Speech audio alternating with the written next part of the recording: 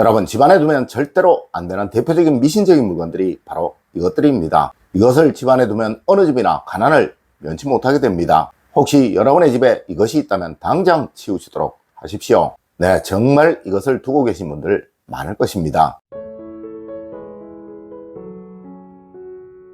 여러분 안녕하세요, 이정민입니다. 여러분, 운은 스스로의 습관이 만드는 것이고, 또 기회순환은 둘 것은 두고 두지 말 것은 두지 않는 것으로부터 좋아지게 됩니다. 네, 간혹 집에 두면 운이 들어오고 복이 들어온다고 하여 이런 것들을 집안에 두시는 분들이 정말 많습니다. 하지만 이런 것들은 우리 풍수와는 전혀 관계가 없으며 오히려 그 집안에 흐르는 기의 흐름을 나쁘게 하는 경우가 많으며, 또 행여 집안으로 귀신이나 잡기가 들어오도록 만드는 빌미가 될 수도 있습니다. 여러분, 혼령은 절대 좋은 혼령이든 나쁜 혼령이든 그 집에 사는 사람들이 허락을 하지 않으면 집 안으로 들어올 수가 없어요. 네, 이런 것을 집안에 두는 것은 혼령이 들어올 수 있도록 허락하는 것이고, 또 부르는 행동이라는 것이죠. 여러분, 절대 생기는 죽은 사기가 머무는 곳에서는 살아나지를 못합니다. 네, 이런 것은 바로 여러분의 집안을 망하게 만드는 물건인 거예요. 첫 번째로 현관에 삼전동전이라는 것을 두는 것입니다. 여러분, 간혹 중국 동전 몇 개를 묶어서 집안에 두면 좋다고 말하는 분들이 있어요. 네, 차라리 한국 동전이라면 제가 이해는 가겠습니다. 하지만 이런 행동은 중국을 하늘처럼 여기는 것도 아니고 도무지 이해를 할 수 없는 행동이라는 거예요. 네, 우리 풍수와는 전혀 관계가 없는 것입니다. 그리고 실제로 집안 곳곳에 10원짜리 동전을 두면 좋다고 하여 10원짜리 동전들을 숨겨두시는 분들이 있으신데요. 여러분, 동전은 구리의 성분이 90%가 넘는 거예요. 이는 녹이 쓰는 물건으로 풍수에서 말하는 거미줄, 녹슨 물건, 또 깨어진 물건에 들어가는 최악의 풍수 물건입니다. 맞습니다. 이것은 집안을 망하게 만드는 물건이라는 것이죠. 네, 절대 이런 짓 하지 않는 여러분이 되십시오. 두 번째로 자수정이나 크리스탈로 된 구슬을 집에 두는 것입니다. 여러분, 투명한 구슬은 영혼을 부를 때 서양의 점술사들이 주로 사용을 하는 것입니다. 이는 귀신이 가장 접신하기 좋은 물건이기에 그러한 거예요. 네, 여러분의 집에 귀신이 아주 쉽게 들어올 수 있도록 만드는 물건이 바로 이런 물건입니다. 물론 자수정이나 크리스탈로 된 물건을 사용하는 것이야 전혀 상관이 없겠지만, 이것이 원형으로 된 구슬이라면 절대 불가한 거예요. 맞습니다. 원형은 우주를 말하는 것이고 또 영혼과 불멸을 말하는 것입니다. 하여 죽은 영혼에게 생명을 준다라는 의미가 되는 것이라 서양의 점술사들이나 간혹 한국의 귀신을 부르는 사람들이 이것을 사용한다는 것이죠. 여러분, 여러분의 집에 귀신이 쉽게 들어와도 좋다면 이런 물건 집에 두십시오. 세 번째로 용 형상으로 만들어진 물건, 호랑이 형상으로 만들어진 물건입니다. 여러분, 풍수에서는 명당은 기가 안정스러운 곳이고 흉당은 기가 흉폭하고 아주 강한 곳이라고 말을 합니다. 네, 너무 강하기에 우리 인간이 통제할 수가 없어서 그것을 흉당이라고 하는 거예요. 그리고 용이나 호랑이 역시 언제이든 사람이 통제할 수 없는 기운을 가진 것들입니다. 하여 절에 가면 태화 속에 항상 등장을 하는 것이 호랑이인 것이고, 또 무속인들의 집에 가면 항상 그려져 있는 것이 바로 호랑이인 것입니다. 물론 용은 유일한 곳 왕궁에서만 사용하였고 또 왕만이 사용을 하였습니다. 맞습니다. 여러분이 무속인이시라면, 왕이시라면 이런 것들을 집에 두셔도 좋습니다. 네, 과거에도 일반인들은 절대 이런 것을 집안에 두지 않았다는 점 꼭 명심하십시오. 네 번째로 소금 그릇이나 소금 단지를 현관이나 어디에 숨겨두는 것입니다. 여러분, 이것은 무조건 일본의 문화이고 우리의 풍수와는 전혀 관계가 없는 것입니다. 네, 과거 우리에게 소금은 화폐 대용으로 사용이 될 만큼 아주 중요하게 여기던 물목이었어요.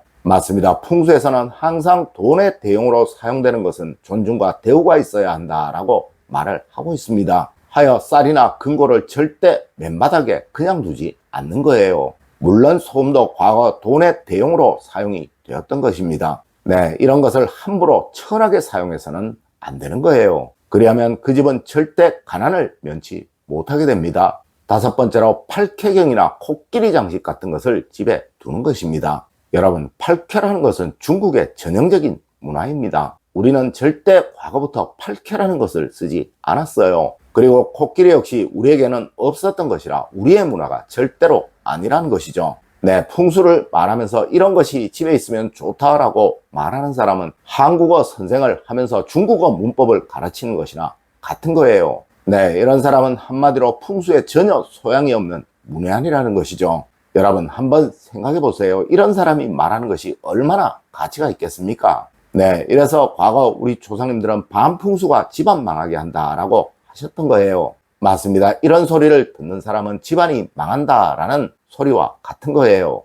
여섯 번째로 거실에 복자 형상의 글자를 새겨두거나 붙여두는 것입니다. 여러분, 이 역시 중국의 문화입니다. 지금도 중국은 신년이 되면 복자를 한자로 써서 거꾸로 붙여두는 풍습이 있어요. 그리고 실제로 중국에는 우리처럼 양택이라는 풍수가 없습니다. 네, 많은 분들이 오해를 하시는데요. 중국에는 어느 역사서에도 풍수와 양택에 관한 말이 없다는 거예요. 맞습니다. 이런 것을 집에 붙여두는 것은 하등의 도움도 되지 않는 것이며, 또한 이런 말은 전혀 들을 가치가 없는 말인 거예요. 일곱 번째로 현관에 황금색으로 된 물건을 두는 것입니다.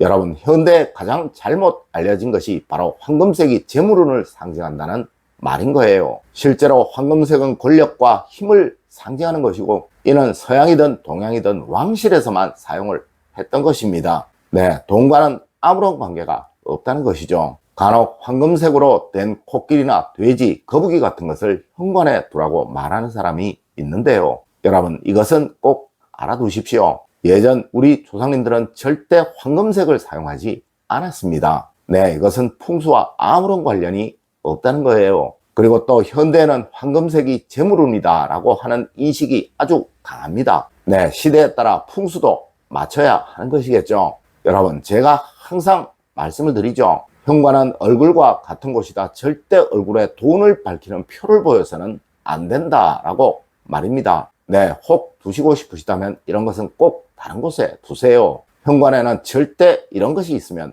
안 됩니다. 그리하면 그 집은 늘 돈 고민을 안고 살아가게 된다는 거예요. 여덟 번째로 안방에 부적을 숨겨두는 것입니다.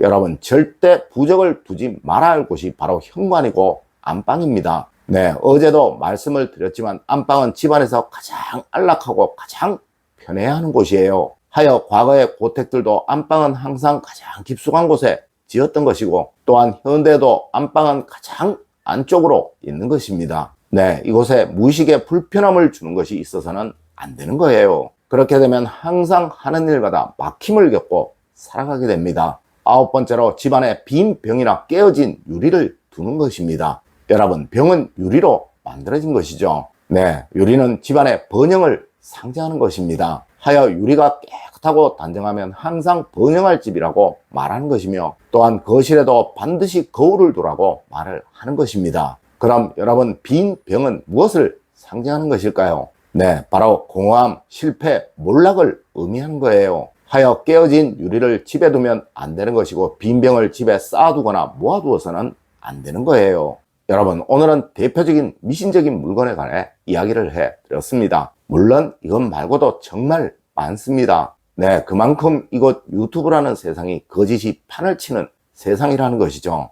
여러분, 항상 옳은 이야기만 듣고 옳은 길만 가시는 여러분이 되시길 부탁드리며 오늘의 이야기를 마치도록 하겠습니다. 늘 올바른 학문과 올바른 지식을 여러분들께 전하도록 노력하겠습니다. 여러분, 긴 시간 감사드립니다. 감사합니다.